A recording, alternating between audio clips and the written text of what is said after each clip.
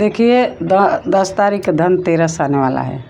धनतेरस के दिन 1 लोटा पानी घर से लीजिए, अपने मटका में से लीजिए और प्रदोष काल में 1 बेलपत्र और 1 सामी के पत्र और इतनी सा गुड़ और मूंग, थोड़ी सा मूंग उसमें डालिए लोटा में, और ये 4 चीज़ लोटा में डाल के अब प्रदोष काल में नहाइए। नहा के ये लोटा में चारों चीज़ डाल के ले जाके शंकर भगवान के चढ़ाइए और जो भी अपना मनोकामना हो बोलिए। उस दिन प्रदोष है, धनतेरस है, बहुत अच्छा दिन है और ये काम ज़रूर आप करिए। देखिए कितना फ़ायदा होता है।